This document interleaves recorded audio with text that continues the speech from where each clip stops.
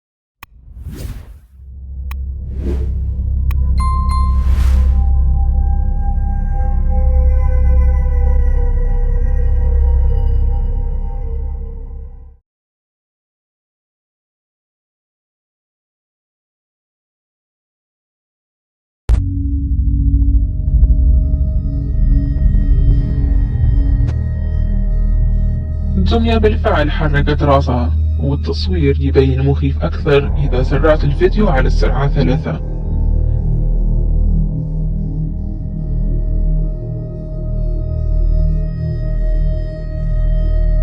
إيش رأيكم؟ هل هذه الدمية من جد مسكونة أو أنه تم التلاعب بالفيديو؟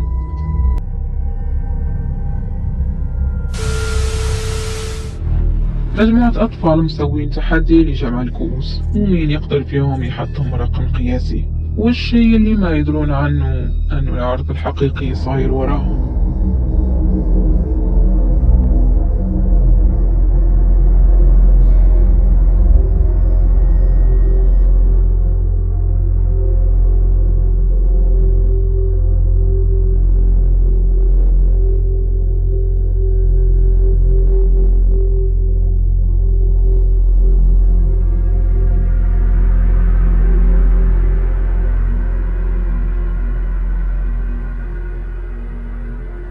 من أكثر فيديوهات الدمى رعبا في اليوتيوب كامل، لأنه حرفيا ما تم التخطيط ليه أو أنه أحد داري أصلا أنه الدنيا مسكونة وتحركت، إلا لما البنات شيكوا على الفيديو يلي صوروه.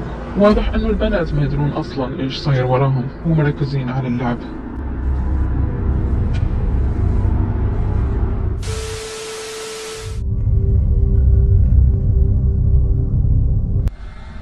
الدمى من نوع التركيب تم تصنيعها في القرن العشرين، وكان لها رواج كبير في ذيك الفترة، وكونها مصنوعة من نجارة الخشب ومواد ثانية بسيطة يخليها مع الزمن تجيها تشققات، لكن بموادها المحافظة للبيئة والرخيصة خلاها بمتناول الجميع.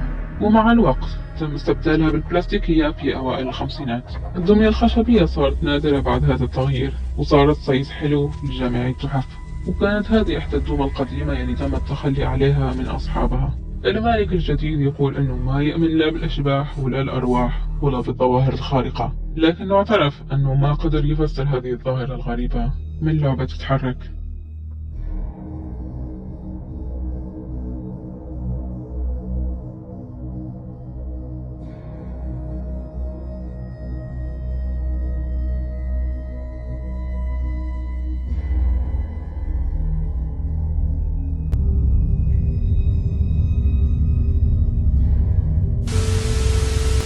تصور بنتها مع لعبتها الجديدة، وكانت من جد مستمتعة بها، لكن وراها في لعبة ثانية جالسة على الطاولة، واضح أنه الوضع مو عاجبها في أنه تم استبدالها بوحدة ثانية.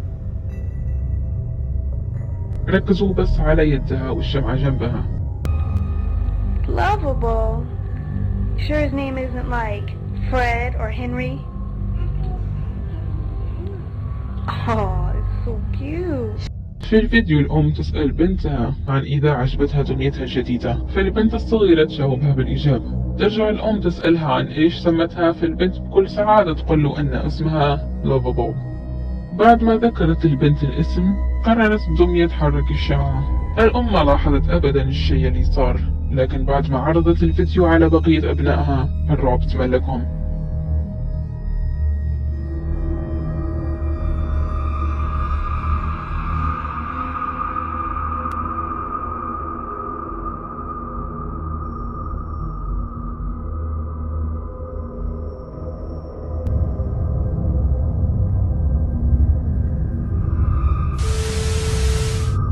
هذا الفيديو يعرض دمية ثانية من نوع دمى التركيب، وهذا كما تم ذكر عمرها أكثر من 100 سنة.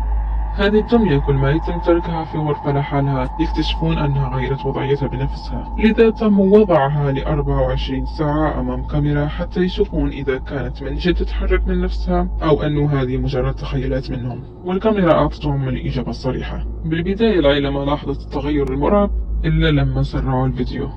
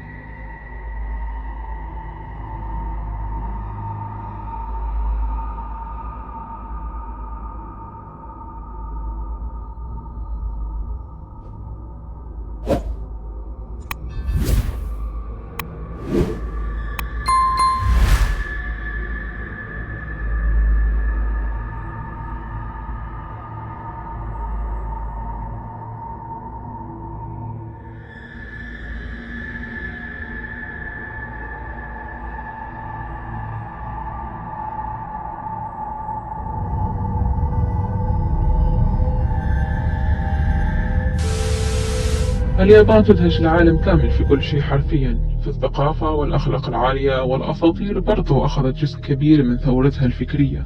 فيه موقع ياباني اسمه نيكو نيكو لايف ويشبه حرفيا تويتش. في أحد المرات ستريمر قرر يعرض مجموعة الدمى يلي عنده، وهذا يلي صار.